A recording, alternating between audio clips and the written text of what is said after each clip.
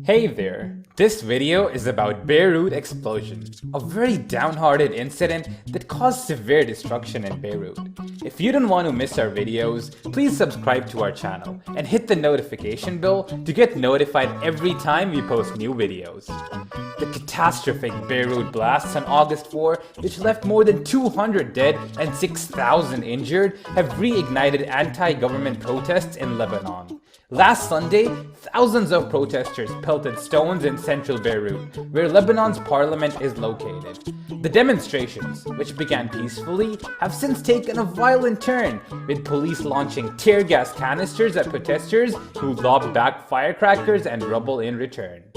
What is known about the blast till now? A giant explosion at a warehouse took place around 6 p.m. local time at a warehouse at Beirut port. The videos of the blast, which are now all over the web, show a fire next to a building that is followed by a huge explosion. Based on the visuals and sounds during the initial fire, experts have said that it could possibly be of firecrackers.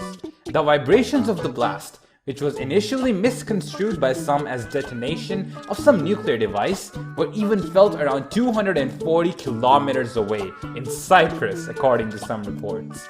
Within hours, reports came up, quoting Lebanon government officials, that the explosion was that of over 2,750 tons of ammonium nitrate seized 6 years ago.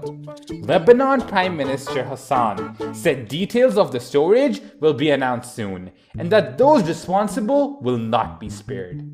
While it is too early to conclude on the exact sequence of events leading to the explosion, various theories of it being an attack or an act of sabotage will have to be verified as part of the investigation. US President Donald Trump, in his briefings to the press on Tuesday, called the incident to be an attack, something which has since been denied by US officials, as reported by the US media. The blast casualties have overwhelmed the health system of the country, which has been in a serious financial crisis, and because medical facilities have themselves been hit by the explosion. Incident comes at one of the worst times for the country. The Western Asian country in the recent past has been crippled by serious economic woes, at the center of which has been a currency crisis. This has caused large-scale closure of businesses and soaring prices of basic commodities, resulting in social unrest. The explosion has occurred at the time when a UN tribunal is set to give its verdict in the 2005 assassination of former Lebanese Prime Minister Rafik al-Hariri, who was killed in a truck bomb attack. The country has been bracing for the aftermath of the verdict of the case, which has at its core the age-old Shia-Sunni rift.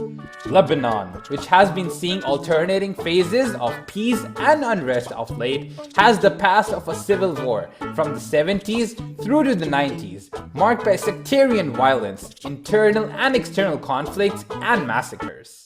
Primary observations by the experts first point towards serious lack of maintaining safety norms at the explosive storage.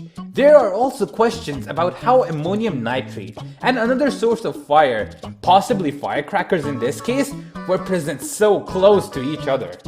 Large quantities of stored ammonium nitrate are regarded as a major fire hazard, with multiple reported cases across the world. Big stockpiles of ammonium nitrate can explode in two possible ways. One is by some type of detonation or initiation because the storage comes in contact with explosive mixtures or an outside source of energy. Second, the blast can result due to a fire, which starts into the ammonium nitrate storage because of the heat generated due to the oxidation process on a large scale. There are several documented examples of deadly ammonium nitrate fire and explosion incidents in the past, some with large number of fatalities, like in China in 2015 and in Texas in 1947. Damage.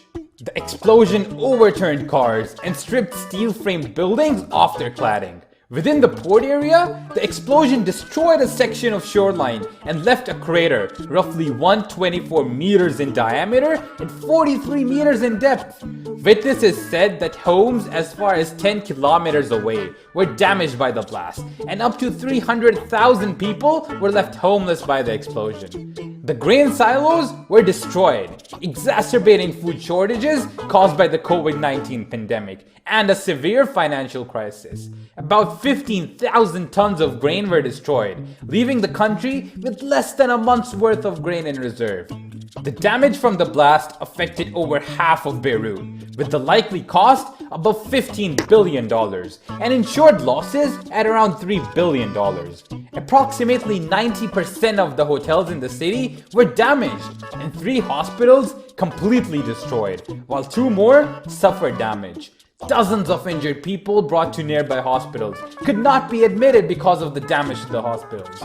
Windows and other installations of glass across the city were shattered. International reaction. Representatives of multiple countries and the United Nations offered condolences. In addition to those countries which provided aid, others offered to do so. Notably, Israel offered aid via UN channels. As Israel and Lebanon have no diplomatic ties and are technically at war, the offer was refused by the Lebanese government. Despite years of Israeli-Lebanese conflict, including the 2006 Lebanon War, both Israel and senior Hezbollah officials ruled out Israeli involvement in the explosion, despite claims and allegations spread via social media. The International Charter on Space and Major Disasters was activated on 5 August, thus providing for widespread usage of various corporate, national, and international satellite assets on a humanitarian basis. Several countries expressed solidarity by lighting up landmarks and monuments in the colors of the Lebanese flag, including the City Hall of Tel Aviv, whereas the Eiffel Tower in Paris went dark at midnight, and the Arab League flew its flag at its headquarters in Cairo at half-mast. Some figures from the Israeli right wing criticized the display of the flag of Lebanon, an enemy state, in Tel Aviv. There was also backlash inside Lebanon against the Israeli gesture. That's it for this video. Do you think that 2020 is a year of disasters? Let us know in the comment box below. See you in the next video. Till then, goodbye.